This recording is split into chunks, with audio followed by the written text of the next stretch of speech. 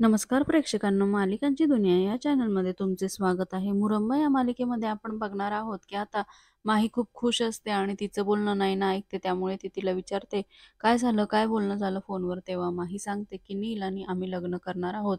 आणि हे ऐकून नयनाला खूपच मोठा धक्का बसतो. तेव्हा नयना तिला समजून सांगण्याचा प्रयत्न करते, तर माही म्हणते, "हो, मला नील म्हटलाच होता की आता हे सगळे तुला इमोशनल ब्लॅकमेल करतील आणि त्यांच्या फायद्यासाठी इथे थांबवण्याचा प्रयत्न करतील आणि तुम्ही तसंच करता आहे ना." परंतु नयना तिला समजवण्याचा खूप प्रयत्न करते, की "आता तू इथून जाऊ नकोस प्लीज, तुझी इथे गरज आहे." परंतु ती म्हणते, "नाही, मी जाणार कारण मला लग्न करायचं आहे." आणि काही ऐकून न घेता ती आता तिचा निर्णय बदलत नाही. दुसरीकडे मात्र आता नयना ही सगळी गोष्ट सीमाला सांगते. त्यामुळे सीमा तिथे येते आणि माहीला समजवण्याचा प्रयत्न करते.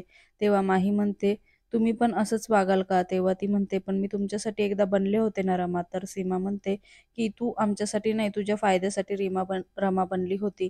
तर आता माही म्हणते, "हो, मी माझ्या मम्मासमोर जरी फायद्यासाठी बनले, तरी पण मी कुठं नाही म्हटलं आहे. मी येईल की तुमच्या मदतीला. पण आत्ता मला जायचं आहे, मला लग्न करायचं आहे. कारण तुम्ही तुमचा फायदा बघता आहे ना. मी काय माझं लग्न पण करायचं नाही का? माझ्या आयुष्याचा विचार करायचा नाही का? मी फक्त तुमच्या मुलाचा विचार करायचा का?" तर आता मात्र सीमा तिच्यापुढे हात जोडते, तरी पण ती ऐकायला तयार नसते आणि ती निघून जात असते. तर एवढ्यात तिला सीमा, "माही थांब" असं सांगते. तेवढ्यात माही थांबते. तर सीमाला आनंद होतो आणि ती तिच्याकडे जाता-जाता ती प्रेमाने हात तिला लावते. तेव्हा माही डोळ्यात पाणी आणते आणि म्हणते की, "cute aunty, thank you for everything." आणि हे ऐकून आता पुन्हा सीमाला वाईट वाटतं आणि आता माही तिला मिठी मारते आणि तरीही तिथून निघून जाते.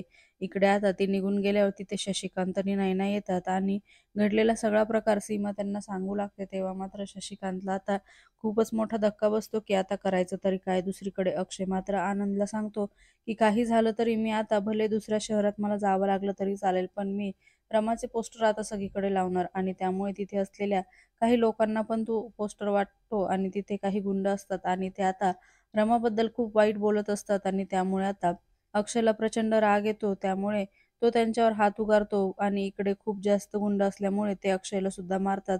एवढ्यात अक्षयच्या आवाजामुळे आनंद तिथे पोहोचतो आणि आनंद हा सगळा वाद सोडवतो. त्यानंतर आनंद अक्षयला म्हणतो, "तू कशाला यांच्या नादी लागतो?"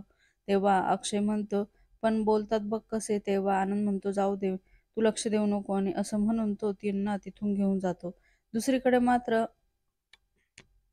नील आणि माही एकमेकांना भेटतात. तेव्हा ती विचारते, "मग आता काय प्लॅन आहे आपल्या लग्नाबद्दल?" इकडे नील विचारात पडतो, कारण आता नीलला लग्नासाठी तर त्यांनी बोलवलेलं नसतं, फक्त वेगळं करायचं असतं सीमापासून म्हणून बोलवलेलं असतं. इतक्यात आता ती म्हणू लागते, "पण मला खरंच खूप वाईट वाटतं आहे, मी त्यांना दुखावलं आहे." तर नील तिची समजूत काढतो, की "तू नको त्यांचा एवढा विचार करू, ते तुला इमोशनली ब्लॅकमेल करतात." तेवढ्यात तिला देविका येताना दिसते, त्यामुळे ती घाबरते आणि इकडे आता नील तिला सांगू लागतो, "तू लप पटकन."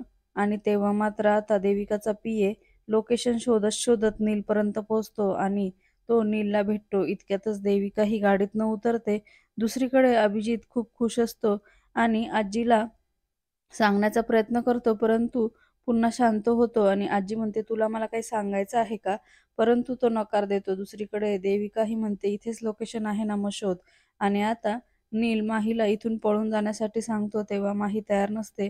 परंतु आता नील सांगतो, "देविका पुन्हा आपल्याला पकडेल, त्यामुळे तू आत्ता इथनं जा आणि लप." असं सांगितल्यावर तेवढ्यात तिथे पीए येतो आणि आता नील त्याला बोलण्यामध्ये अडकून ठेवतो. "चहा घ्या, तुमचं काम एकदम भारी आहे." असं म्हणत त्याच्याशी बोलण्यात तो त्याला अडकून ठेवतो. इकडे देविका मात्र सगळीकडे माहीला शोधण्याचा प्रयत्न करते आणि पीए मात्र मस्त नीलशी गप्पा मारत उभा असतो. दुसरीकडे अभिषेक आणि आजी त्याच विषयावर बोलण्याचा प्रयत्न करतात, पण दोघांनाही माहिती नसतं की एकमेकांना माहिती आहे का, म्हणून ते फक्त कन्फर्म करतात. तेवढ्यात आता अभिषेकच्या लक्षात येतं आणि अभिषेक म्हणतो, "खरंच ती किती सेम दिसते ना, पण तिच्यात आणि आपल्यात रमात खूप फरक आहे." तेव्हा आजी म्हणते, "हो, रमाची सर तिला येणार आहे का? रमाला दारूचं नाव तरी तिच्या मनामध्ये शिवत असेल का? आणि ही मुलगी माझ्या कपाटातनं दारूच्या बाटल्या चोरते."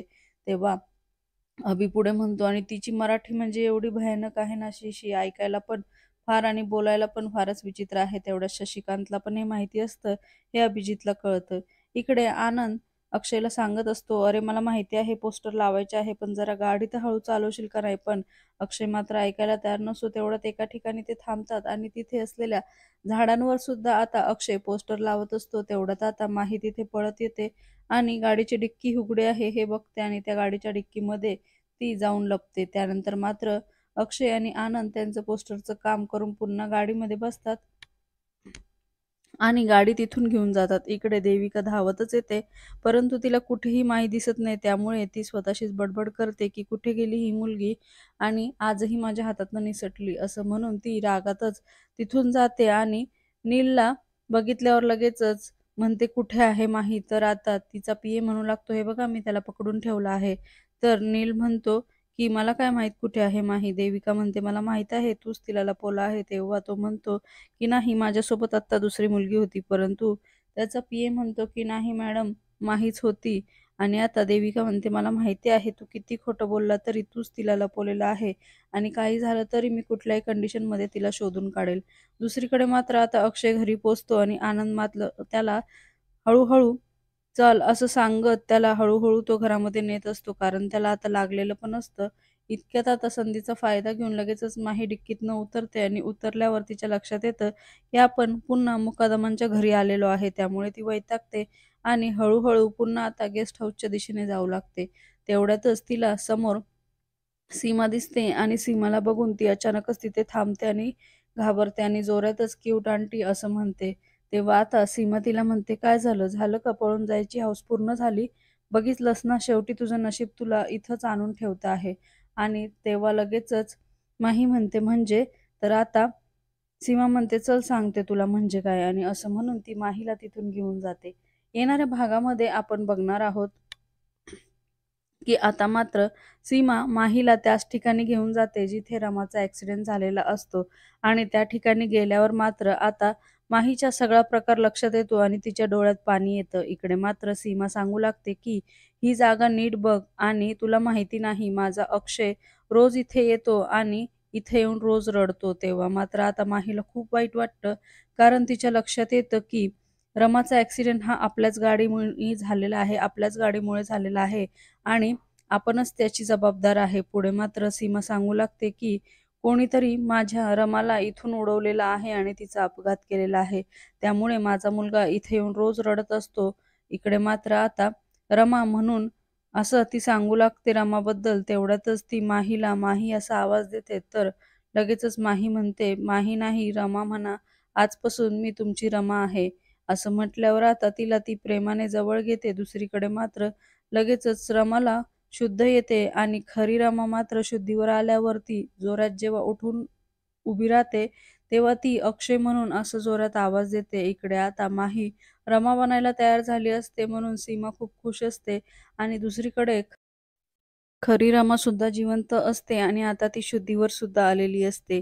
येणाऱ्या भागांमध्ये आपल्याला बघायला मिळणार आहे, की खरी रमा मात्र आता घरी पोहोचणारच. तेवढ्यात मात्र माही तिला रमाच्या वेशामध्ये दिसणार आहे. त्यामुळे आता मुकादम कुटुंबापुढे नवे संकट उभे राहणार आहे. मालिकेच्या अशाच नवनवीन भागांसाठी आपल्या चॅनलला नक्की लाईक करा, शेअर करा, सबस्क्राईब करा.